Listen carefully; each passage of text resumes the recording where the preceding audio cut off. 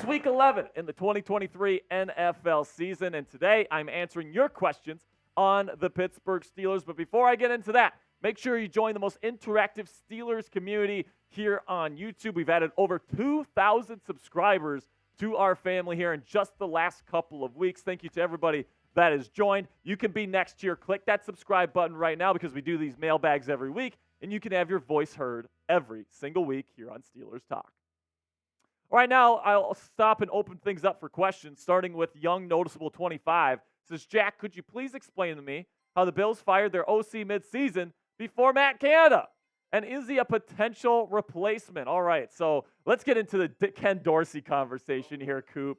So Ken Dorsey, I thought was okay. I thought he was okay as an offensive coordinator. He wasn't the best at scheming things up for the Bills in the red zone, but overall his offense was pretty decent.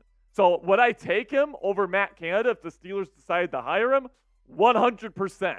However, there are other people that I would rather have. I would rather go out and get somebody from the Shanahan tree, like someone like Darrell Bevel, the QB coach in Miami, or maybe a Chris Forster, run game coordinator from San Francisco. I want to go get somebody like that because I think that would be a great offense for Kenny Pickett. I think it'd be great I think it's just the most architecturally sound offensive structure currently in the National Football League.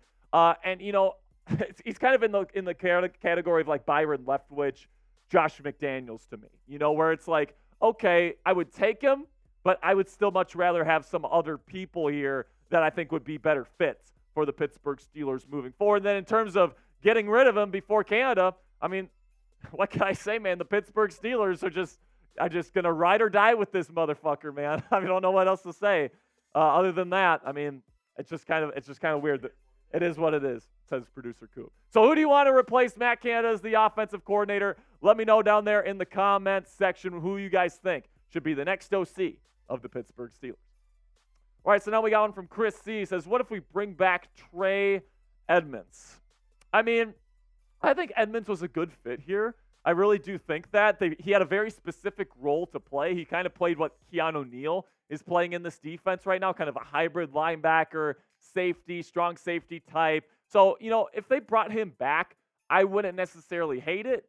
But, you know, he is getting a little bit up there, right? He is getting a little bit older. He hasn't played quite as well over the last couple of years. So, although I think that he'd be a decent option if the Steelers were desperate, I mean, I guess we'll have to see if they want to bring him back, especially after letting him go in free agency. Then we got Hot Rod 24 here. He says, do we draft a quarterback in a later round this year to light a fire under Pickett? It worked for Rodgers. So with Rodgers, it was a first-round pick. They traded up for Jordan Love, and he ended up getting 2 straight MVPs there with the Green Bay Packers. So, you know, if you want to – here's the thing, though. Are we even sure Pickett can play at that level that, like, Aaron Rodgers can certainly play at? I mean, I don't know. I don't know what the answer is here with Kenny Pickett. It's still too early to say with him.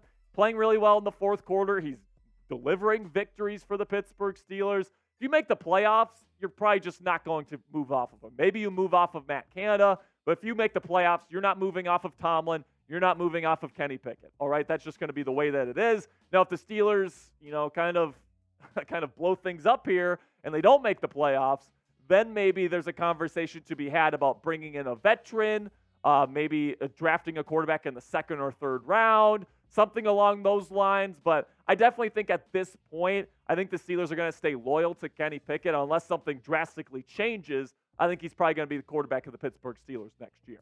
So now we got DJ KJ here with a question. Says, what QB will the Steelers draft next year? I don't know. I'm not even sure if they will draft a quarterback, DJ KJ, especially if they make the playoffs. Like I just said to Hot Rod's question, Kenny Pickett, if he gets them to the playoffs, they don't really have a reason to move off of him, right? Their reason would be, what would their reason be? You know, you get this team to the playoffs, now we're going to, you know, get rid of you after we drafted you in the first round. I just don't see that happening, especially not the Pittsburgh Steelers. So, you know, if things blow up in the second half, I guess we can have a conversation. All right, so apparently somebody asked a question about a really juicy quarterback, and we're going to be talking about it right after this sponsor read from our sponsor here today. And that is Prize Picks. Thank you guys. Thank you so much to Prize Picks for sponsoring today's show. Go to prizepicks.com/CLNS and use our code CLNS for a deposit match up to $100 today. And if you're looking for a way to spice up your game days this NFL season, I couldn't recommend Prize Picks more right now. It is a skill-based, real money daily fantasy sports game. And if you know ball, you could absolutely make some money with Prize Picks today. Now, you might be asking yourself, how does this work, Jack? Well, here's how. You pick 2 to 6 players, and if they'll go for more or less than their Prize Picks projection, you can even win up to 25 times your money on any entry. So let me take a look at my entry this weekend for the Browns and Steelers game. I got the more on Kenny Pickett passing yards. It's only at 193.5. I think he's going to get up to 200. I took the less on Najee Harris rushing yards because I think Jaylen Warren is going to be more of a featured back this week. So give me the less on Najee. Then we got the more on receiving yards for George Pickens. Right now he's at just 41.5. Get your picks in before the Steelers play the Browns this week by going to prizepicks.com/CLNS and use our code CLNS for a first deposit match up to $100 today. With Prize Picks, it takes less than 60 seconds to make your picks. So get started right now. Go to prizepicks.com/CLNS and use our code CLNS for a first deposit match up to $100. That's code CLNS at prizepicks.com/CLNS for a deposit match up to $100 today. So we got one from Noah Hood here as Coop is clapping. Says we should draft Jayden Daniels, LSU quarterback, if Kenny doesn't significantly improve the rest of the season. What round do you think we would be able to snag him in? I would say at this point, probably second round. I think Jayden Daniels at this point in the process, and keep in mind, I haven't done my due diligence on everybody in the draft at this point. But based on what I've seen from Jayden Daniels, you could probably get him in the second round. Is he going to sneak into the first? Is he going to be a high second? Is he going to make it to the Steelers pick in the second round? I really don't know. It really is too early to talk about draft stuff, especially when your team is sitting at 6-3 people. But Kenny Pickett, if he gets this team to the playoffs, I really don't think the Steelers are going to be looking towards drafting another quarterback unless there's one that significantly falls and they just can't say no to the offer. All right, now we got one from Derek Thompson here. He says, if you were the Steelers GM, would you poach Anthony Barr off the Vikings practice squad right now?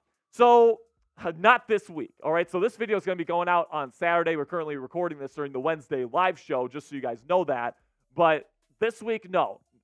Next week, if Mark Robinson ends up absolutely crapping the bed, if Tariq Carpenter and Mykal Walker and all these other guys just aren't living up to the Steelers standard here, maybe I'd think about it next week, all right? But right now, I think that the Steelers are definitely staying put, I should say, with Landon Roberts, who's been really freaking good this year. Mark Robinson, somebody that, made some flashes during the preseason process this year. Really excited to see him play. And then Mykal Walker, good athlete. I guess we'll have to see how this linebacking group holds up. But, man, if it's ugly this week against the Browns, hell yeah, I'm going and getting Anthony Barr.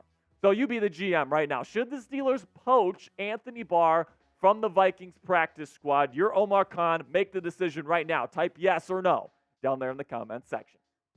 Then we got from Anthony Remick. Says, does Levi even have a chance to stay with the Steelers? I mean, there's always a chance. I never say never, people, but hey, sorry, babe. Cassie, I know you're watching this. I know he's your favorite player, but this brother stinks, man. This guy is cooked. He's lost his wheels. He can't keep up with these speedy receivers anymore. He got cooked twice against the Packers. I mean, I'm kind of done with him, man. And after this season, what he's going to be asking for, he's still going to want to be paid like a starting corner in this league. There's no way in hell I am paying that. Now, if you want to bring him back on like a vet minimum deal to be a backup that knows this system, sure, why not? But is he coming back as a starter? No way in hell. Then we got one from Damian Roy. It says, does Matt Canada on the sidelines equal more wins? We're 2-0 so far. So I think that people are making kind of the wrong connection here, okay? So, there's two things that happened in that Thursday night football win over the Tennessee Titans, all right? Steelers have been 2-0 since then. A, Matt Canada goes to the sideline, and B, Broderick Jones starts at right tackle. Now, which one has more of an impact? I would argue Broderick Jones because he's had more of a direct link that I can point to than having just a play caller on the sidelines. Now, does it have a little bit of an impact to have Canada on the sidelines? Sure. But having a guy like Broderick Jones, who I said even back during the draft process this past year, he's the best run-blocking offensive tackle in the draft. And we got him. And then you immediately put him in for Chucks, and this run offense is looking completely different. Before Chuck started, or before Broderick started, I should say, 66 rush yards per game. After he starts starting at right tackle, 186 rush yards per game. You tell me what the big difference is here. I really don't see the impact being Matt Canada on the sidelines. I see it more as Broderick Jones getting his shot at right tackle and improving the run game. Now make sure you like today's video if you're a real one. If you are Steelers Talk Real One and you're feeling generous today, you want to help us out here in the YouTube algorithm, click that thumbs up icon right now, and we'd really appreciate it. Well, all right, we got one from Matt Hyde here. It says, do you think Joey Porter Jr. will do well against Amari Cooper? I do. I really do. I believe in this kid, man. This guy is dang good at football, especially when he's in press. And I know all these Browns fans are crying on Twitter, oh, he holds on every play. Shut up, man. Seriously. They're the best corners in the world know what they can get away with, and they do get away with it. That's what Joey Porter Jr. does. That's what Richard Sherman used to do back in the day. That's what Darrelle Revis used to do back in the day. The best press man corners are extra physical, and they get away with it. That's what Joey Porter Jr. is doing right now, and he's going to be going up against Amari Cooper, and I absolutely think he handled D-Hop, right? He's handled a bunch of these really, really high-end number one receivers in this league. I think he's going to do the same thing this week against Amari Cooper, and he's going to shut down this Cleveland Browns passing game. Then we go on from the Iron Curtain here. Says, what do you make of Coach T's comments on Kenny Pickett needing to do more? What are the chances that he isn't the Steelers quarterback next season? Again, we're talking about Kenny Pickett and potentially replacing him. Listen, I think if the Steelers can get an upgrade, and it's a legitimate upgrade over Kenny Pickett, I think that they should probably pull the trigger on that, right? But I think, if they make the playoffs, their options are going to be limited. All right, and I really don't think the Steelers are going to be trading away first-round draft picks, all these different things. It's just not really in the Steelers' DNA to do that kind of stuff. So I really do think it comes down to this. If Kenny Pickett plays well enough to get this team into the playoffs, I think he's going to be the quarterback next year. If they don't make it and they miss the playoffs this year after starting 6-3 and the stats just aren't bearing what you expect from a first-round quarterback, then I think you look at your options. But right now, I want to see Kenny play. I'm still optimistic. I love the fourth quarter numbers from the kid, so I'm still holding out hope.